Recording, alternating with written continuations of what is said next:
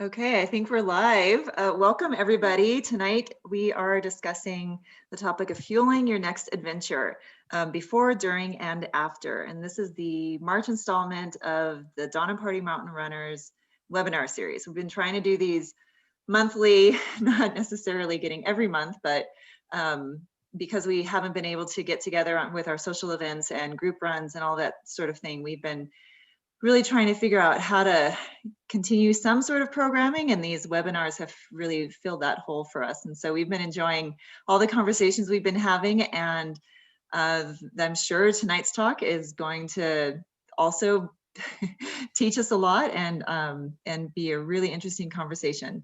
So this is a free talk, and you don't need to be a member to join us. But membership is always appreciated. You can join for as little as $20 a month at the Dawn and Party Mountain Runners website. And we hope you'll consider doing that if you're not already a member. So my name is Renee, and I'm a Trekkie ultra runner, and I am really excited to talk to our nutritionist tonight. This is one of my passions is trying to figure out how to be a better runner and how to optimize and keep myself fueled. So this is going to be really interesting. And I am here tonight with Meggie, who's going to be interviewing Tara along with me. And Meggie. Yeah, so I'm Meggie Inouye, also Trekkie local here, and runner as well as adventurer, as well as a mother. So nutrition is constantly part of my life, trying to fuel myself, fuel my family. So super excited to be talking to our guest tonight as well, who I'm going to go ahead and introduce. Actually, I'm going to read a little bit because Tara has such an awesome background. I don't want to miss anything. So Tara DelloIacono Thies is the owner of Summit Nutrition Strategy. She's a registered dietitian and food, beverage, and outdoor industry go-to performance nutrition advisor for things like product development, brand strategy, athlete education, and covers all sorts of other bases. Before she moved to Trekkie, she and started her own business. She worked exclusively for Cliff Bar and Company, where she spent 18 years crafting food, drinks to support athletic adventures. She also serves as a nutrition advisor to several pro athletes. And she's also a runner herself and experiments with a variety of different nutrition approaches to fuel all of the adventures that I've gotten to hear a little bit about. And she's also the proud mother of 2 boys. So she is a runner adventurer after my own heart, and we're so excited to have her here today. Thanks. Yeah. My favorite subject, really. So Tara, I am an architect and a structural engineer, and you know, the reason for that is that I always wanted to be an architect, but I was never comfortable with not knowing how things worked. I always wanted to know, like, you know, why does the building stand up? So I had to study structural engineering also. And for me, that's one of the reasons why I have found a real interest in figuring out nutrition while as a runner, because, you know, I want to optimize things and I want to figure out why everything is working. And so nutrition is such a key component to running that, you know, I kind of naturally have gravitated to trying to figure that stuff out. But one of the things as a sort of type A person is that nutrition seems to be one of those things where there is no right answer. And, you know, depending on who you talk to, you'll hear one thing, but of course, the answer might be different depending on, you know, which athlete you're talking to. So I just wanted to maybe start off by asking you, you know, broadly, you know, is there actually a right answer? and you know, how do you kind of hone in on you know, trying to figure out what is right for a certain athlete? That one, I can totally appreciate your structural engineering and knowing how things are built and put together, because I look at people building houses or bridges and I'm like, that amazes me. How do they do that? How do they measure correctly? How do they put the boards in the right place? Like, and thinking about that as sort of an analogy to nutrition in our bodies is kind of interesting. But, is there a right answer? Well, there is the right answer in the science for the median, right? So one thing I love about sports nutrition is a lot of people are interested in it and they study it a lot. And we have, lots of literature to reference, like what is the best fuel for before, during, and after. And that addresses the middle, right? But then there's the fringes, and then there's all the different environments and the different aspects of our own individual body. So what I like, there is a right place to start, and then you have to adapt it. Not based on what your fellow runner says or what you read in Runner's World, but based on what's actually happening for you. So you work with athletes a lot, and that's basically what your job is right now, is sort of like when you approach a new athlete, you will, I don't know, you kind of like start on the more generic approach, and then as they respond to your suggestions, then you have to kind of individualize it, basically. Yeah.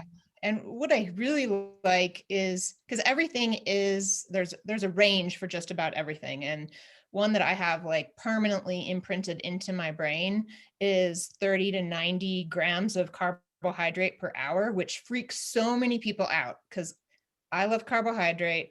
Carbohydrate is king. Carbohydrate will fuel you during your activity. And there are plenty of reasons and times to limit carbohydrate. But when you want to go the distances, that's not the time. But there's a huge range, 30 to 90 grams. So, and it's where you fall in that range, what works for you will be extremely variable, and it will vary. One thing I learned when I started running in the mountains was, wow, I'm burning way more. I had it dialed for like road marathons.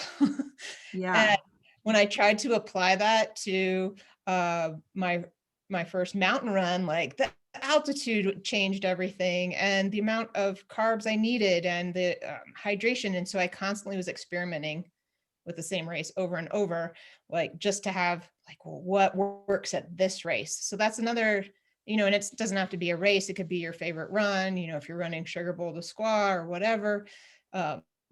It's the environment you're running in is different every time. If you're running different locations, that's going to impact your nutrition as well. But yeah, so I'll work with athletes who have like specific race, that they're putting it all on the line for this race, and they want to dial exactly what they're going to eat when, and how they're going to make sure they have it, what format they're going to eat it in, how they can maximize the amount they're eating, all sorts of things. So we get pretty, we start it with that big range, and then we get detailed on, well, where's it going to come from? What format will work best for you? What flavors of things? Are you going to make your own food, or are you going to rely on a pre-packaged sports nutrition food? And So then before we move on, could we convert? Most of us probably are more familiar with calories. So it's 7 calories per gram of carbohydrate, right? It's 4. Oh, 4. Okay. 7 is 7 is fat and protein. protein. Yeah. 7 is actually alcohol. Oh. And fat is 9. 9. Protein is arguably 4, but we'll go with 4 right now. Okay. There's a So lot that range that you gave, could you convert that to calories? So it would be like 25 times 100, a minimum of 100, 120 calories per, yeah, right? 120 to 300 calories per hour. Okay, perfect. And Thank you. There's things to consider. If you're going to go out and you're only going to be out for an hour, you probably don't need anything. But if it's like, if you didn't need anything before, you skipped lunch, you were working, you were schooling, you were whatever, you'll need something for that hour. So there's definitely different personal timing issues on whether or not you need something and how much you need. So is there a tool that could help like an individual athlete kind of determine that, like based on, I'm just thinking of other factors like weight and sex, but you're also saying like obviously terrain and environment are part of that too. So Yeah. I'm just wondering. Honestly, they're like the best tool is your body, and you Your body. start with the minimum that we know. And if Mhm, you're completely, I've talked with plenty of people who are like, oh, I can't eat anything when I run. mhm, Like, well, then you become, instead of being limited by your fitness, you're going to be limited first by how much you're able to eat or drink, unless you're running a 5K, mhm, if that's going to limit you. So, I mean, the best tool is to start with that range. So mhm, think of it as, we're all familiar with gels. It's like one gel mhm, for every hour, and that you start there. And I've talked to a lot of people who say, oh, I don't tolerate gels. Personally, I don't like gels. I just mhm, can't stand the taste and the texture, but they are the best way to deliver caffeine when you need it. mhm. And because it's quick, it's efficient, you get it all in one hit, and boom, caffeine. Yeah. I always like to save a caffeinated gel for like the last 5 miles of anything I'm running. If it's a bad day, then I need two. Mhm. um, but yeah, one gel, or if you think of it like if you use chews or blocks, it's like 3 chews per hour, and that's your baseline. That's where you start. And I've gone across the spectrum personally just to see, like, I used to think, okay, I need 45 grams of carbohydrate per hour. That's perfect for me. And the, then I started running in the mountains, and that just didn't work. So I pushed Mhm. it up, but I pushed it up. I also tried to go up to 60 using only caffeinated gels, which was a really, really bad idea. um, just in case anyone's going to try using like the maximum that they think their body could handle. I did find during, it was it's been so long since we've run like real races. It was the Sacramento Marathon.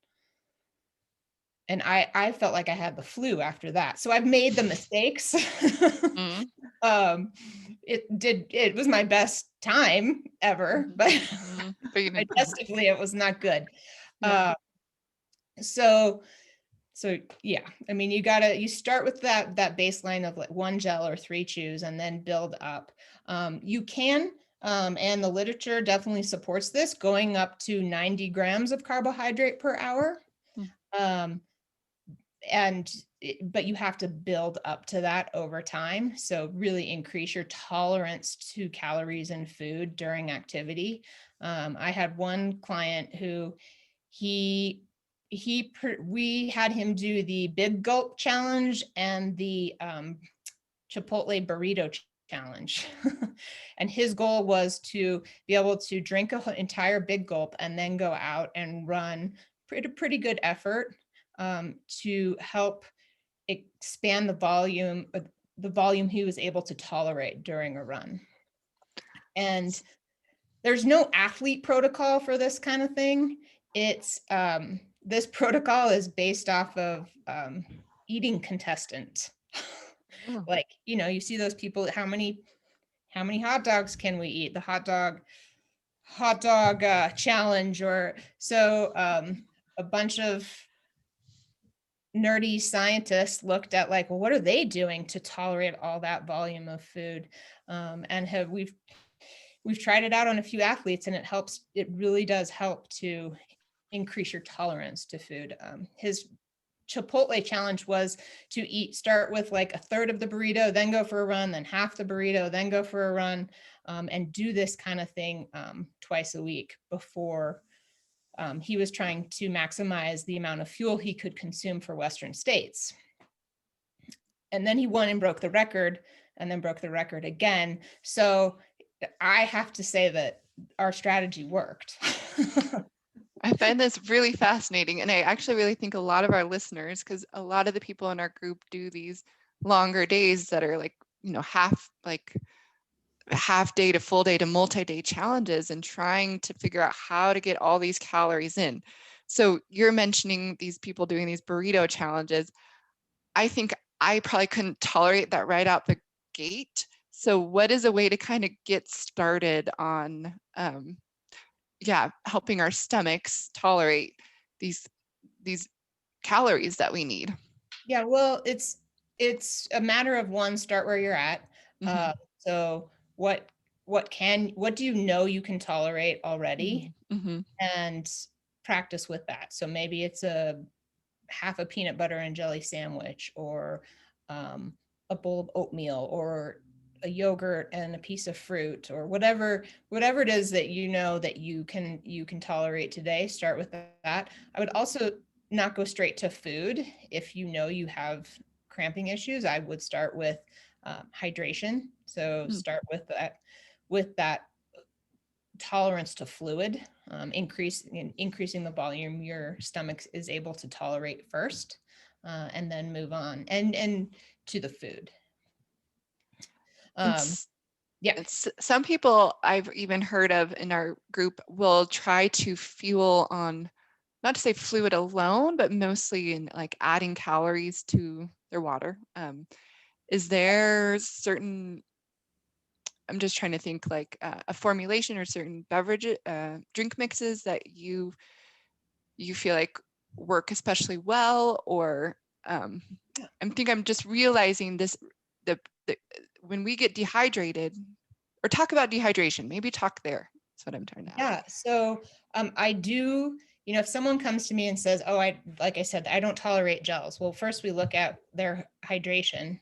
How well are you hydrating? Because if you're taking gels or sugar on a dehydrated intestine, you're going to have discomfort. So start out hydrated, and maintain hydration throughout. Then what was the second part? I guess, sorry, just going back to that, does that mean you're sipping throughout, or are you doing like bigger So it's boluses? it's like 6 to 8 ounces every 15 to 20 minutes to get your hydration. And you don't want to consume water alone. You want to make sure you're consuming an electrolyte drink. So I actually love just having straight up hydration as my base. And I have ruined a number of hydration packs because I haven't cleaned them out well enough. There's a huge science project growing in them by day 2 of that. So you got to make sure you clean those out. But I put in my 2-liter, it's my 2-liter hydration pack. I put 5.5 scoops of, I've personally used the Cliff electrolyte drink because I formulated that. So I know exactly what's in there.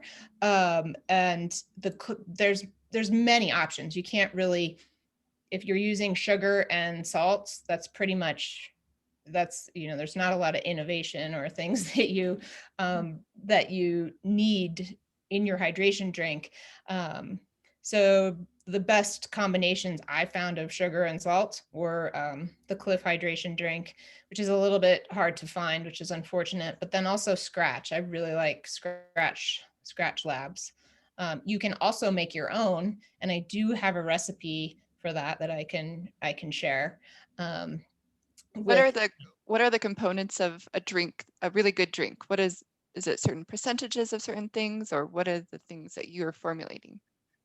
Yeah. So what you want to make sure is primarily sodium, so you can replace that's lost in your sweat.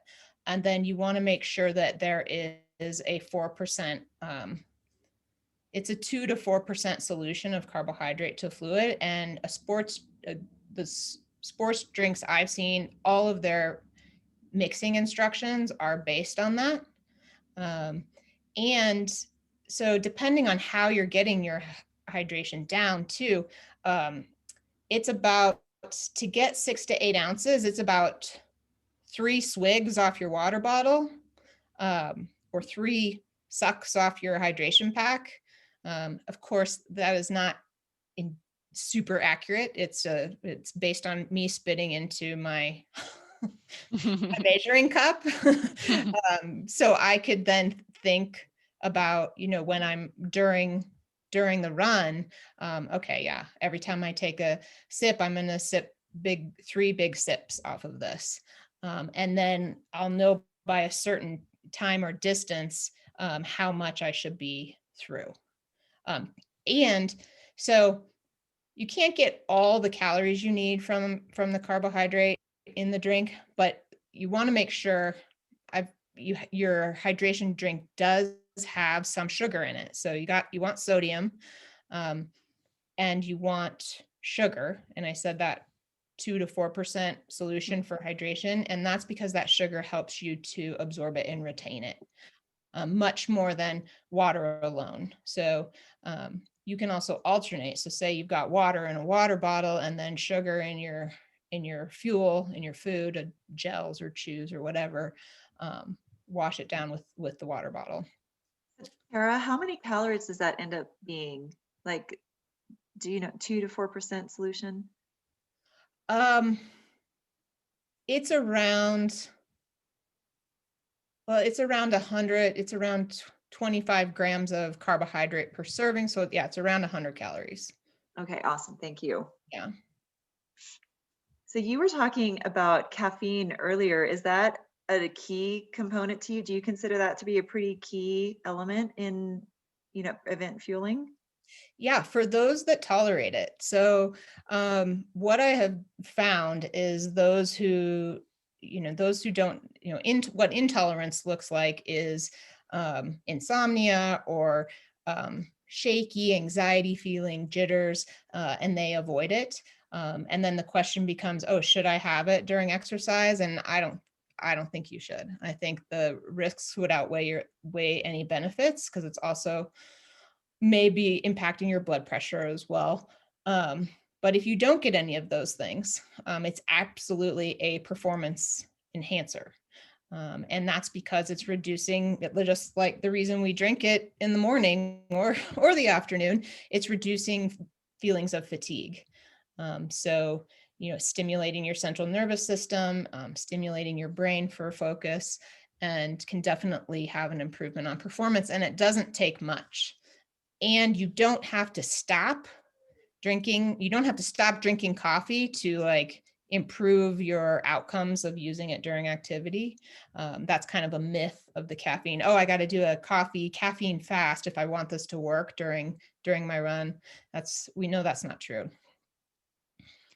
So maybe could you talk a little bit also about you mentioned trying to get a number of calories in per hour and how that range can be. I've heard that female versus male, like the females tend to be on the lower end of things. Have you seen that broadly across everybody? It is based on your body weight size. So that would make sense to me, roughly. There's a gram per kilogram body weight recommendation that comes out to be that range, 30 to 60 for almost everybody. But yes, women, just because their body size may be smaller, they may need less, but I mean, it's really more based on your body weight. What is interesting though, and I'm learning more about myself because people are actually recognizing that this matters, is how a woman's cycle impacts the type of how she's able to use fat for fuel, and when, or carbohydrate for fuel, which is really interesting. So it's usually higher in between ovulation and when your period starts, right? Yes. So yeah, there's a period where it's more difficult for women to use stored fat as fuel, and that's about that time. And yeah, and I'm sorry, when I said higher, I mean your carbohydrate requirements are higher. Exactly. Yeah. Yeah. So Going back to you're mentioning the altitude, that also affects the amount of calories that you can take on. Someone asked could you explain that? Do you know what that dynamic is? Well, I do know that as you're in altitude, you're burning more calories. And if as you go higher and higher, it kind of contradicts each other. You actually lose your appetite. Yeah, yes. This becomes a real challenge for anyone who's going on any of those Alpenglow expeditions that I see all those wonderful photos of, and climbing, the big peaks. But it also makes a difference when you're doing like, 8 to 9 thousand, which we get around here. I can't tell you exactly how many more you're burning. You kind of have to, you discover that by how bad you feel when you're done, really.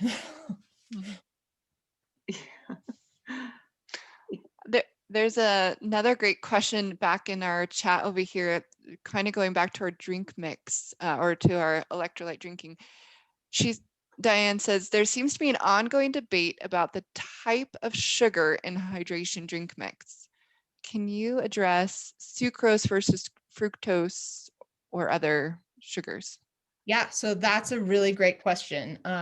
So fructose alone, it's slow. It's slow to enter your bloodstream. It goes through a different metabolic pathway, and you won't feel it as immediately as you would with glucose and sucrose. The best formulation is one that combines all three. So sucrose, glucose, and fructose, because they all have their own, I've described this before, as they all have their own routes, and you can take advantage of all the bus routes by taking all three. So you can take in 50 grams of carbohydrate, but your body will be utilizing that more effectively and efficiently if you have carbohydrate from all three sources. And you could just have sucrose and fructose. Also, fructose alone, we know, will definitely give you digestive issues. But then I've also talked with an athlete who she decided all she was eating her entire race was frozen grapes. But then I got down to it, and she was doing quite a bit of walking. So my theory is she was able to tolerate that a little bit better because she wasn't doing a real high intensity. Right, and too much of one thing that your body isn't able to process can lead to GI distress. Correct? Yeah, and there's a lot of fiber in grapes as well. So fiber is your friend in your daily diet and your daily routine, and in that night before meal to make sure everything's working in the morning. But during the activity, you don't really want the benefits of fiber. I like how our conversation's turning a little bit towards like real foods. I think the gels and bars and hydration mix have a real great place for like kind of like shorter distances, or at least in my experience. But when I'm out on the trail for like all day long, I just really want real food. Yeah. So I've been experimenting a lot with that. I wonder, Tara, if you have any tips on real foods that you think work especially well. Yeah. So, well, something else to talk about is palate fatigue. And that's when you just like, I cannot put another piece of sugar to my lips right now. I like to tell people you need to break up the palate so you can continue to take in the efficient energy later on. I've done that with almonds myself, just a handful of almonds, which is completely counter to what you see in a sports nutrition manual. It will tell you no protein, no fiber, very little fat because of the digestion issue. But a lot of us are also moving at a slower pace with higher intensity in between. So we are able to tolerate some of those nutrients without much issue and actually get the benefit of breaking up the palate and getting rid of hunger pains. Like if you're out there for 5, 6, 7, how many hours are we all out there? You're going to get hungry, and sugar is not going to make you not feel hungry. It'll fuel you, but having just, the good aid station, something that tastes good to you. Saltines or, broken up chips. A lot of people will, the salty chips, anything with salt is also good, because you're never going to get as much sodium as you need from your sports drink, from your sports foods, because they can't get that much sodium in there. They can get some, but you wouldn't be able to drink it if they put in everything you needed. So, I would just what people pack sandwiches. I like to carry dates with me. Of course, that's more sugar, or even, an orange, or just something I can bite. I also liked like a fruit and nut bar that you could break it up and you could eat little pieces throughout. And Tara, isn't it true that you can train your body? Like if like there's a runner that says, oh, I, can't eat almonds, that you can actually work on training yourself during, the training period to tolerate different types of food? Yeah, you can definitely, give yourself the opportunity to get used to it. I wouldn't recommend eating a bunch of almonds and then running like hill sprints, but if you're doing a slow and steady pace, or you're gonna take a break, and you can't get anything else in, it's a fine time to have some protein. Peanut butter and jelly sandwiches are super common, and that's, they're easy. You can smash them down and they still taste good. And I always carry I always carry a bar with me just in case, or even the wafflettes. Of course, that's more sugar. Waffles, that's another good thing to have with you on the trail. I'm a big fan of nut butters and waffles as well. You could take a smashed banana, but which I've definitely had. That may not be very appealing after a while. So you've mentioned sort of the key components are, obviously some sort of carbohydrate, and then also sodium and caffeine. You're kind of talking about fat and protein options as well. And do you consider those to be important? Like we're talking about adventure runs. So, obviously if you're doing sprints, you're not going to need fat and protein, but if you're actually out there, not only for what you're talking about, the palate fatigue, but for other reasons, do you want fat and protein? Yeah, especially if you're doing a multi-day thing. So, protein's main purpose for you is to help you rebuild and repair muscle tissue, or any kind of tissue really. And it also helps you feel satiated, so reduces your feelings of hunger wards those off for a longer period of time. So having some kind of protein during those adventures, when you're out there for 5 hours or more, is beneficial, because one, you're going to get hungry and you need something to get rid of the hunger pain that's going to last you. And then two, it's almost like you're recovering, providing yourself a little bit of protein to recover before you start. And fat, depending on how long you're there, how you're out there, fat can also be a really efficient fuel source. So fat, however, takes a long time to digest and metabolize to be available for use as energy. So basically, when you're fueling on fat during your activity, you're fueling on stored fat, and the fat that you're consuming can be converted to energy for your next day. So, as we are better trained cardiovascularly, we become more efficient at utilizing fat for fuel.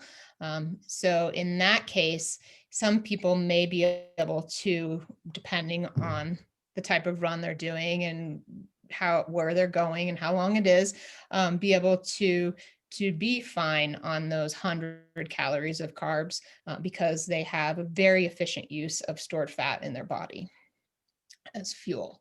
So fat, also for those big adventure days of several hours, just having some of that to keep you satiated. I think satiation is really important because I personally find that hunger makes me feel nauseated. And then I get to this point where I don't want to take in anything. I think that experience is very common for a lot of people I've heard. I don't know what the number or hours or whatever it is for everyone. It's probably really different. But how can you prevent that the feeling of I don't want to eat anymore, but I know I need to? It's addressing all of this is really like starting before you have to. Mm-hmm, mm-hmm. So it's, with fueling, you want to start before you think you need it. I religiously start in that first hour and eat every 20 minutes. The carbohydrate source. And then, if you're going to be, I like to think, okay, well, if I'm out there at breakfast time, I want to make sure I have some kind of food that serves at breakfast, or if I'm going to be out there during lunch, something that will say, this is my lunch. And it has a little bit of, you don't need a lot of fat and protein in it. I mean, sandwiches are great. And a lot of people who like ham and cheese croissants. Wow. I would love that if someone would deliver me a ham and cheese croissant and a latte, for my brunch out there. Yeah, that I've been on runs before where they got like deliveries of sushi and pizza and chocolate cake and yeah, they ate it all of it with no problems. Well, someone who's on this call right now is my dad who's listening, who's kind of my number one support. So I'm going to put that in for my next race, Dad. I know you're listening. So, Tara, one of the things that you mentioned that I was hoping that we would get to is the whole idea of fat burning and being a better fat burner, because there's so many, like when you do adventure runs and you calculate the amount of calories you're going to need, you're carrying like 10 pounds of food. But if you can manage to be a fat burner, maybe you only have to carry 7 pounds of food.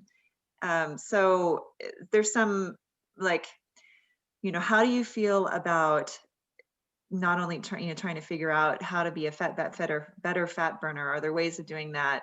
And do you believe in this like intermittent fasting and, runs while fasted and all that kind of stuff? Yeah.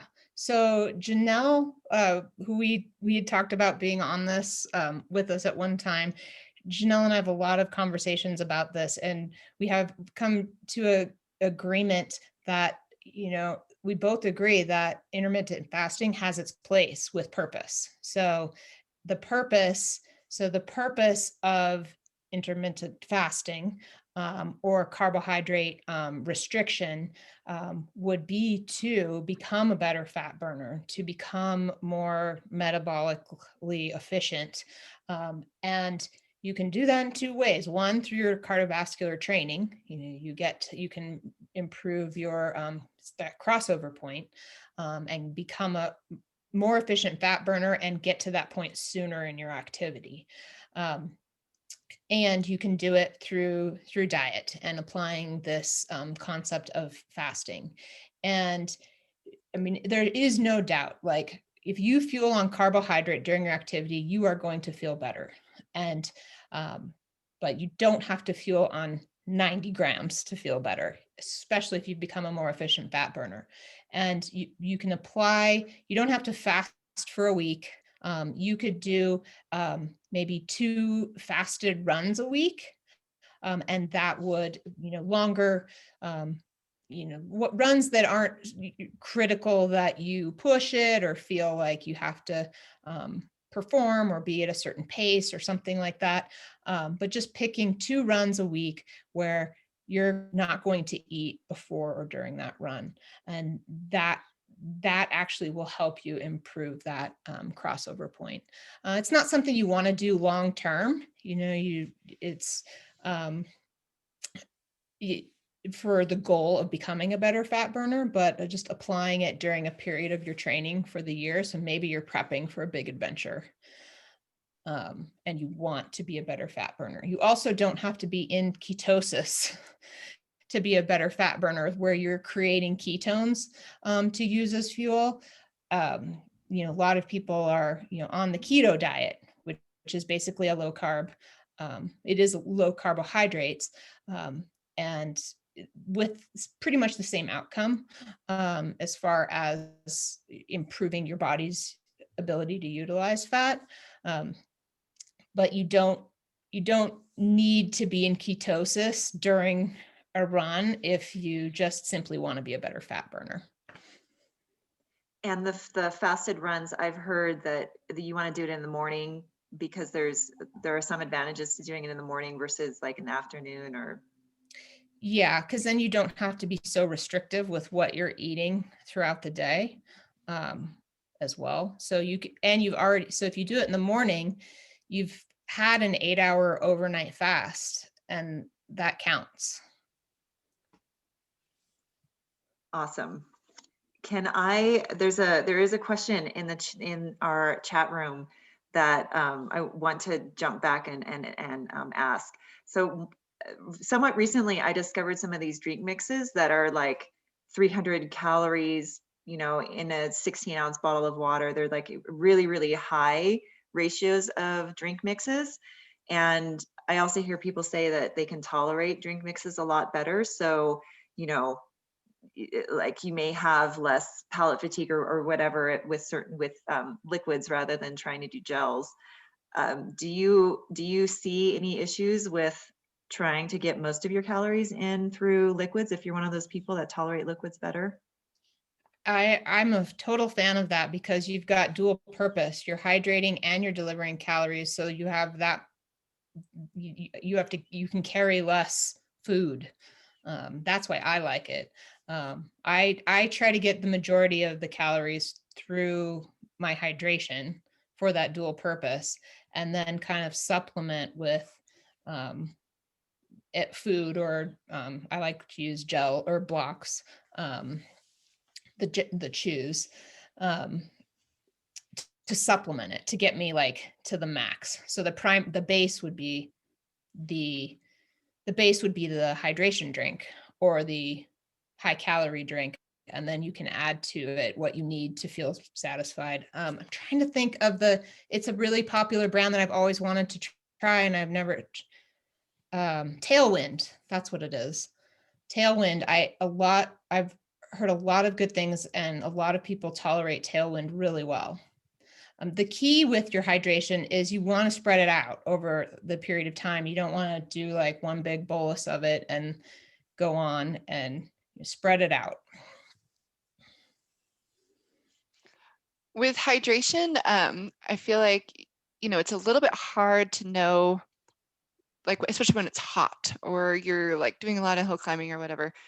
I'm wondering, are you paying attention to, what are you looking for in your body? What are the things you're paying attention to? Like, I'm just thinking about urination and amount of sweating and all those kinds of things to like adjust. I don't know, maybe I'm not sure how to ask that question, but just to say, what are you watching in yourself to make sure you're staying well hydrated out on a long day adventure? Definitely your sweat, and then how salty is your sweat? How Mm-hmm. concentrated is it? Because that's going to tell you. So just like licking your hand or like wiping it off your face? I can actually scrape it sometimes, like into my fingernails. Yeah. And that really lets me know when I get back to that, I need to focus on eating. That's the time when salt is your friend, Mm-hmm. saltier foods, and plenty of fluids in that when you're done. Of course, during, you can only treat the hydration with what you've planned for. So if it's a really hot day and that you're going to be on an exposed ridge line, not a lot of shade, you want to plan for that with that would be a situation where I would be way more I would be prioritizing hydration and carrying hydration plus calories together. So like a sports drink in your hydration pack, to make sure that you had that fluid. That's another thing to consider when you're planning out your fuel for the day, is like, okay, well, what's the temperature? How much exposure is there? Am I going to be in that sun for, hours at a time? I can only carry so much, and I'm going to carry most of my calories from hydration because it's a hot, sunny, exposed day. Do you ever use salt tablets or anything? Yeah. I've never used salt tablets, but I have recommended them. That's one thing I like about the Scratch and the Cliff Drink, is they're pretty high in sodium, about as high as you can get while still being while still tasting good. So I don't personally I haven't needed to use salt tablets, but if you are, the recommendation is on a really hot day, if you're a salty sweater, is about 800 to 1,000 grams, or 800 milligrams to 1,000 grams of sodium. So, 800 to 1 gram.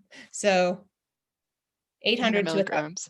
Milligrams. Sorry. Yeah. So isn't that about half of your daily recommended an allowance for like normal people, right? Yes. So Per 800 hour. 1,000 milligrams per hour. Thank you. I had to sort that out. Sunday afternoon. And the recommendation for your daily diet is like 2,000 to 2,500 milligrams. So, right. So, yeah, that's a lot of salt. you're losing that much, and it's highly variable. So that is just a guide point. If you're a salty sweater, in a variety of different circumstances, temperatures, environments, you can make that your target and use the salt tabs to help. I had one athlete who, she's like, oh, I was just feeling so tired, so I took salt tabs. I'm like, well, what about food? He was treating fatigue with salt.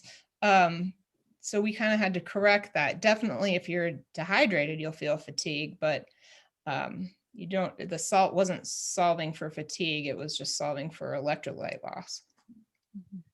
So Tara, a minute ago, you said that, if you can scratch the salt off of your skin, that that you really need to focus on hydration and sodium for recovery. And so I think I would love to talk about that post-event, recovery strategies next. But first, is there anything that we've missed that you kind of have on the list of what you should be taking in during an event? It feels like, we've touched on caffeine and carbohydrates and fat and protein and salt or some sort of electrolytes. It seems like that's kind of everything. That's the whole package. Is there something I'm missing? There's also one more trick in there that endurance athletes can use, especially if you're up in the mountains and at higher altitude, and that is, it's nitrate. Basically what's available to you in beet juice. And that has been shown to help improve oxygen efficiency, mostly in untrained people. But I can say maybe it's psychological. I feel like it helps me. And you can get it in, it's it used to be called Beet Elite, but they changed the name. And I like it because I like that brand because you can, it's actually something you consume before. And then the impact lasts for like 6 hours, and you can consume this 30 minutes before, versus if you were to like juice up a bunch of beets, one that might not be super well tolerated. But you have to do that 3 hours before. So if you imagine you've got a 6 a.m. trailhead start, that becomes kind of challenging to juice up a bunch of beets, unless you do it, well, you still have to do it 3 hours before to get the benefit. But nitrate in that quickly available form from Beet Elite I love it. So I did just think of one more while you were mentioning the beets is branched chain amino acids. So that's one of the things that I've been taking because I've been convinced by some research that it's actually a really good thing to take during events. How do you feel about branched chain amino acids? The literature on athletic performance during taking it during an event for energy is pretty not super strong, but taking it for recovery is a great plan. Because it's actually, you can take the branched chain amino acids during the activity and kickstart that recovery, which is what you wanted to talk about next, because I definitely recommend the branched chain amino acids in a recovery drink after activity. I did want to mention one more thing about hydration, that if you really wanted to figure out how much you lose, you can weigh yourself before you go out, and then weigh yourself when you come back and see how many pounds of fluid you lost. It's about 2 cups for every pound lost that you would replace in recovery. But then that also gives you a measure of, okay, well, it's 80 degrees and I lost 2 pounds. I need to make sure I consume that next time I go out in 80 degrees. And you can I actually have an article on how to figure out your sweat rate that I can share with you. And then how you can estimate how much salt you've lost from that. I think that would be really helpful to our listeners, and me included. But so yeah, recovery is the next. Yeah, let's jump to recovery. Yeah, and recovery, I often measure, I'm not one of those people that's out there winning races, and I sort of measure how well things went by how quickly I'm able to recover. And how quickly you're able to recover is also dependent on how well your fueling strategy worked during your activity. And then you get to that recovery point, you're finished, you're done, you want to get some calories in right away. It's especially if you've been out there for a while, the sooner you get those calories in, the sooner your body can start the recovery process. And we used to say, oh, it's that magic 30-minute window. And you're still going to get a benefit if you don't get any food in until 60 minutes. But the sooner you get it in, the sooner it starts, and the shorter your recovery time will be. And I've experimented with this myself. I used to not take the recovery window seriously, but when you're running as much as some of us love to, and do multi-day and ultra adventure races, the recovery becomes very critical. So in that 30-minute window, my favorite thing to chug down is chocolate milk. And one, it's inexpensive. It's also a really great source of whey protein, which is a fast-acting protein. So your body digests whey protein really quickly. And whey is very highly concentrated in leucine, which is one of the branched chain amino acids. And that helps you stimulate the muscle protein repair. So if you're doing that in the first hour, you're going to feel a lot better. So I didn't want to jump to a completely different subject quite yet before we, finish recovery. But the whey protein, one of the things I've been bummed about is I don't really tolerate milk all that well. Mm-hmm. And I've heard all these amazing things about whey protein, and I'm not entirely sure what the alternative should be for people who can't tolerate milk, or vegans would be in that same category. Mm-hmm. Yep. So there's also, whey and casein are your milk proteins. So if you're avoiding those, you have a lot of other options. There's a rice protein, there's hemp protein, there's pea protein, there's soy. And a lot of people also avoid soy for a variety of reasons. I'm perfectly fine with soy as long as you're using an organic Soy protein, it's my understanding that non-organic or it could be GMO, and there's a lot of pesticides on GMO crops. So when you like, it's totally kind of tangent, and a lot of opinions on this, but when you're concentrating it down to a powder, my concern is you're getting more than your body really wants. So an organic soy protein is an option. There's also a number of new milk alternatives, and they also come in those little Tetra Pak individual packs. Orgain is one, and I believe they use protein from peas. And if you're also supplementing with a branched chain amino acid, plus getting a non-animal protein, you're more than getting enough of the amino acids to begin muscle repair and recovery. Yeah, that's where I was just going to go, was saying it seems like if you're not doing the whey, then the branched chain amino acids as a recovery is more important. Yeah, and you can look at some of the alternatives. Soy will always be the highest in protein, or at least from my research. What's available on the shelves is always changing. But if you go and look at soy, pea, almond, and oat, soy is your next in line behind the dairy proteins. After that, for the amount of protein, then you've got another thing about soy is it contains all the essential amino acids, very much like whey. Whey also contains all the essential amino acids. Once you start going into the other plant-based from there, they're always missing one, maybe two, but you can make that up in your food.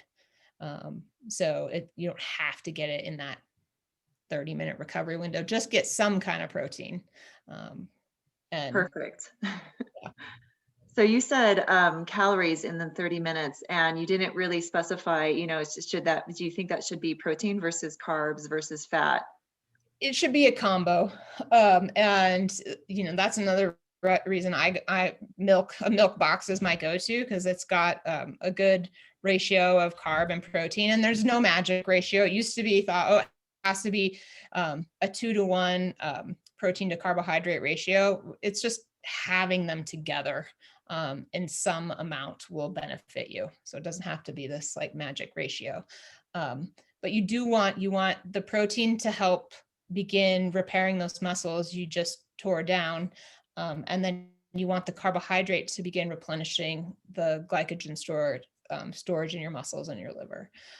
And you probably did a really great job fueling throughout. So it's not going to take that long to recover. And that it's easy to come back from a run and wait. Like I find, like, especially if you have kids in the house, you come home from a run and suddenly you're like doing for everyone else, and you've missed your opportunity to get some food in that hour. So what I make my athletes do is prepare a list of foods that are going to be their go-tos. And if you can, have them in the back of your car. If they're car heat stable, and have some at home, so they're quick and handy, so you don't miss that window. And then from there, you can have just a full meal, like in another hour or two, as you normally would. The idea that, I had a lot of experience with team and training people who would be like, I need to recover now. And that would be like the beer and pizza binge afterwards, which may not be normal for, maybe it is, but I just like to see people go to like a normal portion balanced meal that they're used to eating afterwards, and leave the celebration meals for your big events. I wonder if you could speak to that a little bit of alcohol and how that affects athletes, and right, I don't know. Yeah. Well, you definitely, it's funny because I was at an aid station at Western States one year, and I saw someone, they gave him a beer. He was sitting there just like head in his head, like hanging from his chair, and they gave him a beer and he threw up immediately. And I'm like, of course. Of course. So,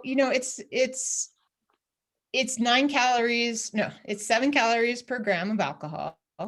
Your body will prioritize the metabolization of that over carbohydrate. So the carbohydrate from your food. So it will help. It will lead to some feelings of fatigue. It also does kind of the opposite of caffeine, right? It dulls your focus. But having that said, I absolutely crave a really good IPA after a run. And before a race, I actually let myself have one just because I feel like it, or have a glass of wine just because the whole experience relaxes me, and it's part of my routine, and I'm fine with it. Obviously, if I had like 4 glasses of wine, that would be a problem. Yeah. I would probably miss the start. Yeah. I think this club enjoys a good party. So I was just really curious about that. One, I definitely let myself, have a beer after a run if I feel like it. But there's also some great non-alcoholic beers out there. And I've kind of turned to those too. And they're hydrating. So they have I found some that actually taste good. My husband and I was like, why would you drink beer if it doesn't have alcohol in it? Because it doesn't taste good for the taste of it. And it's very hydrating. So I kind of think of it as a non-sweet kombucha. Yeah. So are there any other things that you like to do for recovery? Like you mentioned salt. If you've, been sweating a lot, that you might actually use salt as a recovery?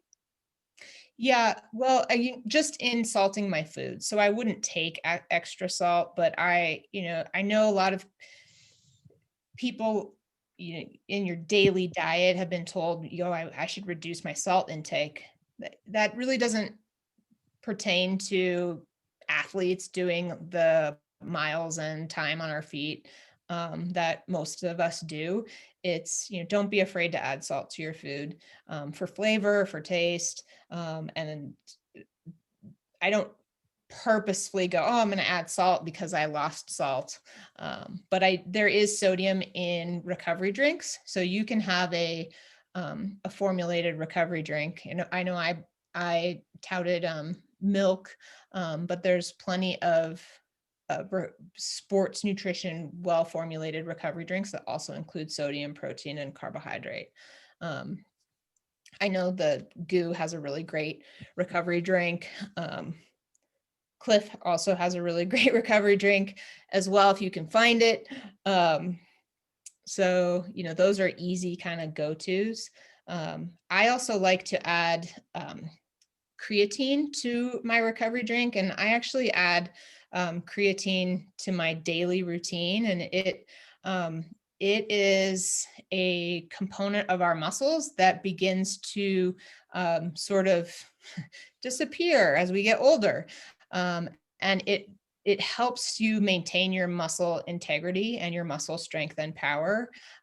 So it's part of the reason we see like our muscle tone decline as we age. So I just have it's a creatine monohydrate powder, and you can add it to anything. You can add it to your soup or your oatmeal or your recovery drink. But if my recovery drink that doesn't have it, I will add it. So I'll add it to my chocolate milk. It's very similar idea as adding like branched chain amino acids. We actually have a question in our chat over here, kind of as you just mentioned the creatine, as our muscles age, as we age. The question here is, what are some of the nutritional issues that arise that are unique to older postmenopausal women, not specific to women, but maybe just older runners in general? around nutrition. nutritional Mm-hmm. specific to, creatine is one of them. Collagen as well. I know collagen has gotten, it's touted as, helping reduce your wrinkles and skin, but it actually, collagen works on your connective tissue, which includes your ligaments and your tendons. So, those become at risk as we get older. And the collagen in those actually declines over time. So, having a collagen supplement is not a bad idea. Creatine is another one of those things for aging. Again, nitrate. Nitrate has other health benefits as well related to cardiovascular health, and it's one of those nutrients that declines as we get older. Another supplement that I see most people needing after looking at their diet are omega-3 fatty acids. And that's simply because we don't have a lot, and it's an anti-inflammatory. So anti-inflammatories are also very important for your recovery. And getting that from food is really the best place to get them. But omega-3s are very limited in our food supply, unless you're eating some kind of fish or tuna or sardines. I love sardines on the trail, actually. They are kind of heavy. Yeah. They're salty and they taste good. They are. That's actually one of my summit snacks when I don't care about weight. Sardines. Yes. I have carried a non-alcoholic beer and sardines before, and been so happy with it. So, yeah, the added weight, right? It's just building strength, right? yeah. So the omega-3s, that's actually something for, I mean, that's for all ages, right? That's not just for the older people. Yeah. Yeah. And there's benefits, across the life stages, from youth to postmenopausal women and men. Yeah. So omega-3s, definitely recommend those across the board. And we have a lot, we order, sardines by the case in my house. So one of the things that I have heard is that protein needs are much higher when you get older, that you really need to focus on getting a lot more protein. Yeah, and that is also because to help with the muscle integrity. So, the protein needs the amount you need, I've always associated with the amount of activity and the type of activity you're doing. And I benchmark it off of that.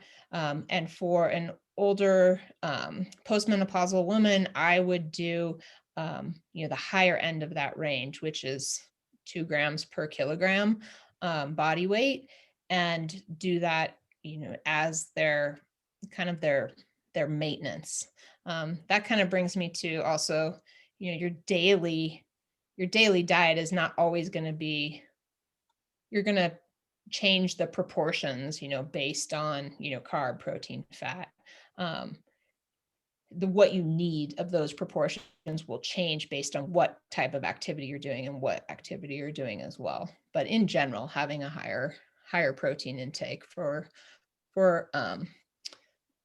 those even approaching menopause is also a good idea. So we have another question in our chat room about wanting to hear a little bit more about collagen. We recently had an article about protein in our newsletter, and collagen was, a kind of a popular thing among people. And could you talk about, collagen, specifically? Yes. I being on a ACL, MCL meniscus recovery plan, I am consuming a lot of collagen. And that is because of its ability to help reconstruct and heal the tendons and ligaments. It has the capability, when you combine it with a loaded, small amount of loaded activity when you consume collagen, 15 to 30 minutes before you do like wall sits or heel raises, to actually help your body build stronger, more organized fibers in those tissues. Added bonus is I feel like it also helps my skin. That wasn't the reason I started doing it. But on a note there, it's important to, you need about 15 to 20 grams of collagen before you do that loaded activity, and you have to consume it with vitamin C on board. So what that means is if you wake up in the morning, you haven't eaten anything overnight, you probably don't have any vitamin C circulating in your system, then you put some collagen in your coffee, it's not going to be as well utilized. So you want to either, I have a big grapefruit or orange. It's citrus season right now, and I cannot eat enough of those. And then I have collagen and I add it to my coffee. And that's kind of your magic dose for the absorption of the collagen. And then the activity that you do actually helps to direct the collagen where it needs to go do the work. So collagen powders don't necessarily come with vitamin C, even though it's important. Correct. Yep. Some do. I think Vital Peptides has vitamin C. It's really important to look at the label and see. I assumed it. Actually, I just assumed. I'm just like everyone else. I go in and I pick the one off the shelf, and then I look at the package when I get home, and I'm like, dang it. Why didn't I look at it before I bought it? What was I thinking? I've been having that problem at grocery outlet. like, why did I buy this? Yes.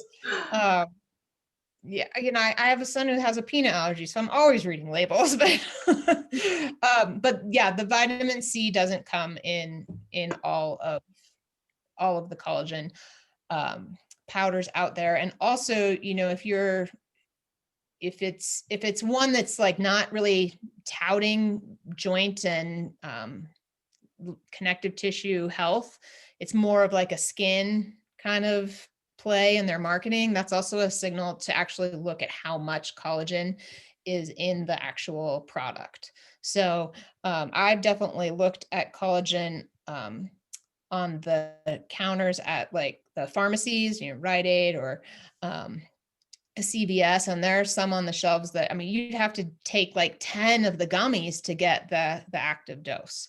So watch out for that, because then you would, be done with the jar in a day or two. So what are the natural ways to get collagen? I'm assuming things like bone broth that's well steeped. The thing about bone broth is it's highly variable. So you could be paying, if you make your own, you kind of have control of it, right? So you can, soak all those goodies in the liquid, and we can't really measure how much you're getting out of there, but you can suppose the longer they sit in there, the more you'll get. On the shelf, they've done some testing of a variety of different bone broths, and some have almost none, and some are higher. It depends on their processing.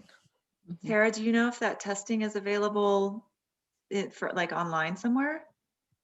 The results of those different bone broth tests? Yeah. I haven't looked at it, but I could probably find it. I know it's just been reported. I know it was reported in Consumer Reports. So if you have a membership to Consumer Reports, there's probably access to it. I was actually listening to NPR the other day, and they were talking about making a vegetarian version of collagen. Is there such a thing? It was a very brief listen, so I didn't quite get all the information, but what can vegetarians do? It's possible. Unfortunately, there isn't a vegetarian vegetarian version. There is a less expensive version actually for people who aren't vegetarian, gelatin.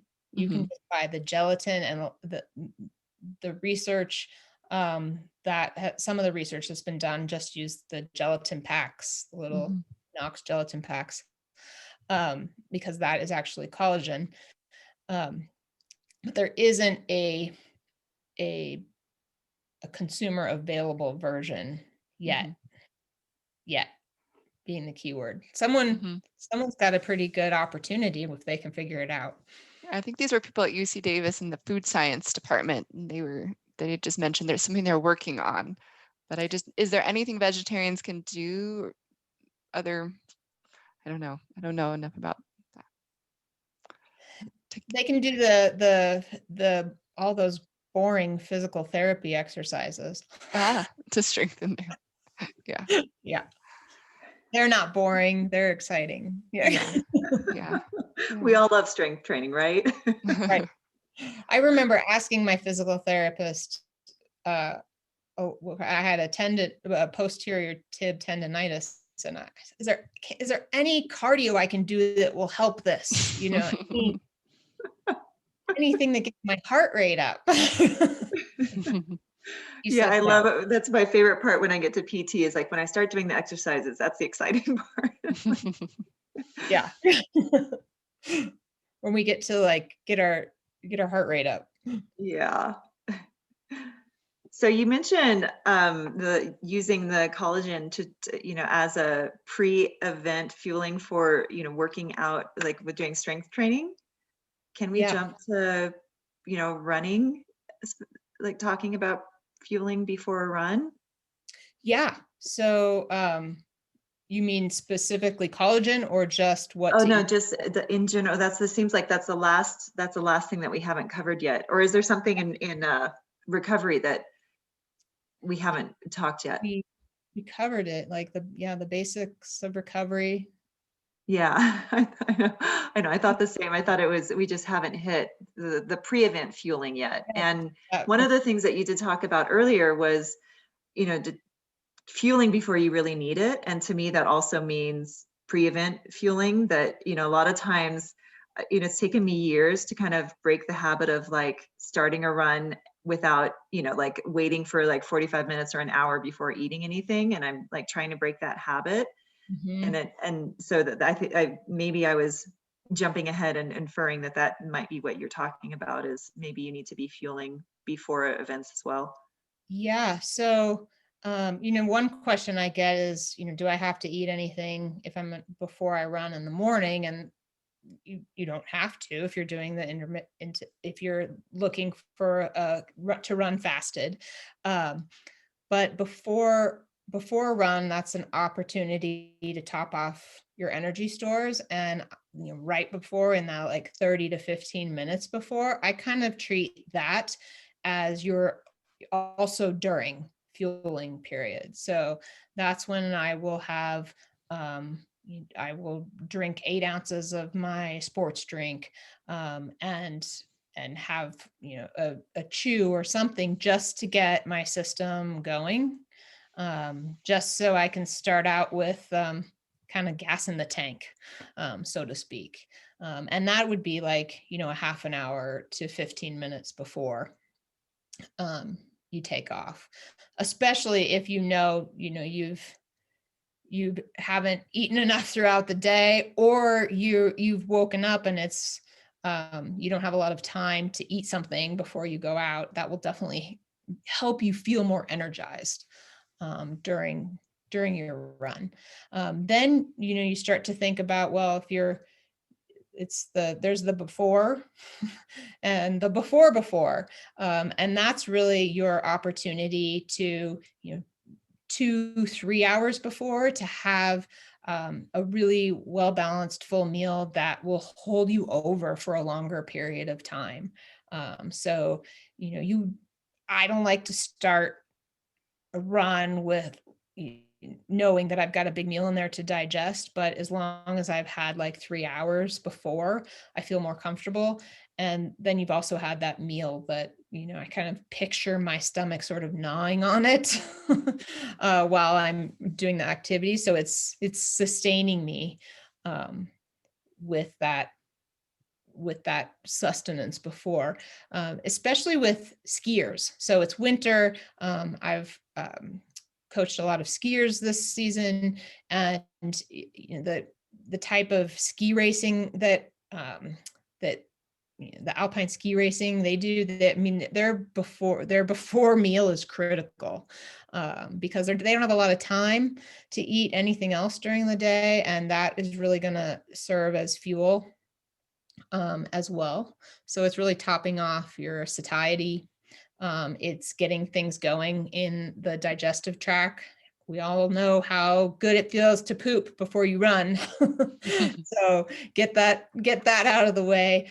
And then it serves as that fuel topper to make sure that, especially if you've been training hard, leading up to this, make sure that you start with full glycogen storage. And you said a well-balanced meal. So, you're not necessarily like just eating oats and carbohydrates or something like that. You're, No. fat, protein, the Yeah, full thing. that's the time for that is, to have whatever, if you wanted to have spaghetti and meatballs, I would say maybe have that 4 hours before. But, just to be sure. But yeah, some of the best runs I've ever had have been where I have really timed out, and planned ahead. This is what I'm going to eat in those 3 hours before. Then what about 2 hours and 1 hour, and spread it out. And again, that's kind of, I have a framework that I think is also available on my website. I can share that, where I write down the things that work for me that I know, and I write them down so it becomes a routine and I don't have to think about it. And I know what I need when I go to the grocery store, and have it all just easy.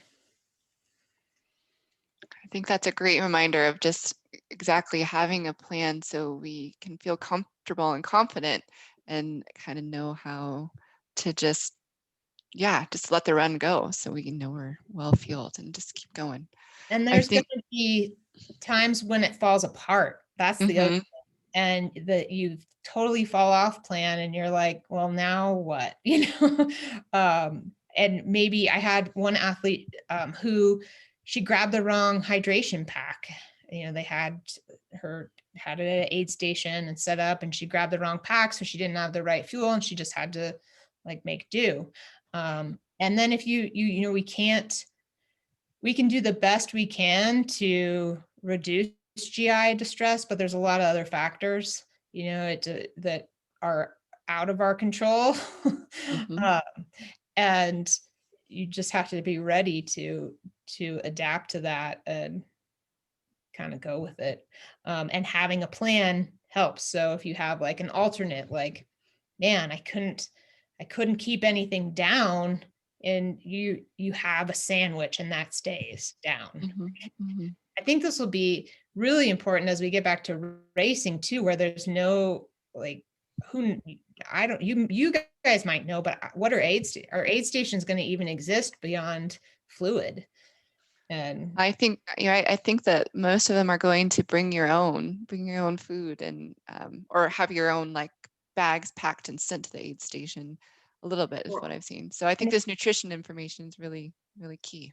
And a way to think about it, I can tell you, we've made lots of plans with athletes on what to eat, but how they're going to carry it, how they're going to make sure they have it when they need it, that's also really important to plan through.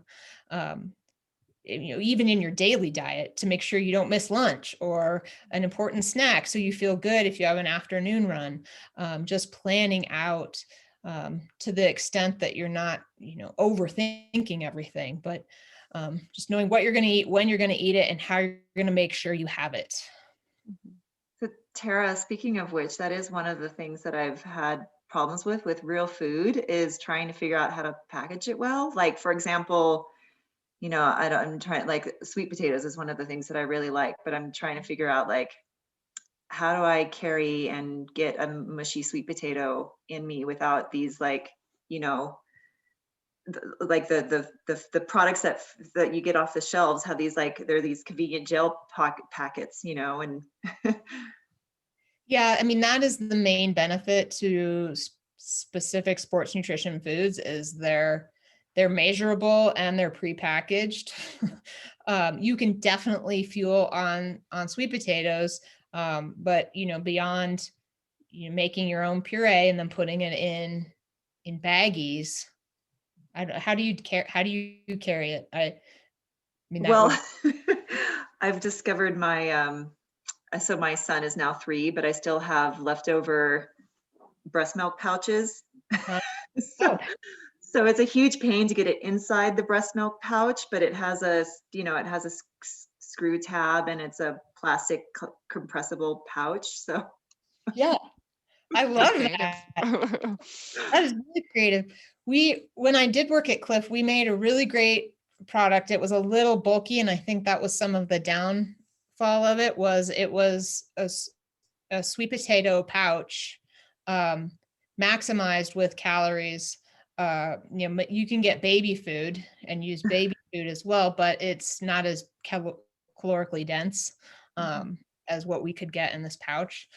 But they were also pretty bulky.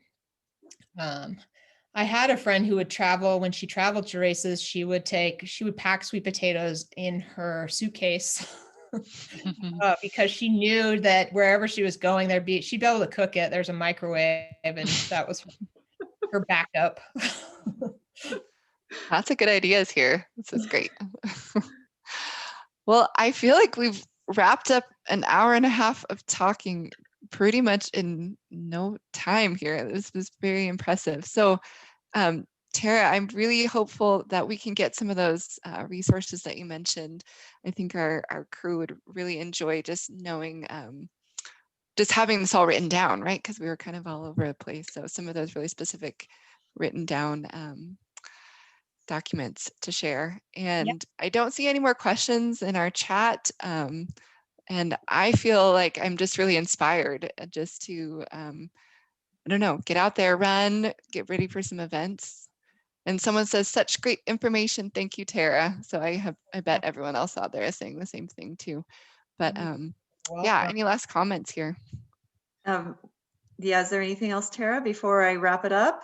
I mean, I would just like to close by saying, don't be afraid to fuel and try different sources and see what happens, because you'll be able to go, you'll feel so much better. You'll have more fun. You'll be able to go farther and see a lot more cool stuff if you're properly fueled. All right. Thanks so much, Tara. And it was good night, everybody. But before we go, I just wanted a quick reminder. If you aren't a member, we would appreciate your support. The memberships start at only $20 a year. I think I misspoke earlier and said $20 a month. $20 a year, and it more than pays for itself in all of the great events like what we have tonight, but also once we can eventually start doing it again, free food and parties. And yeah, I think that's it.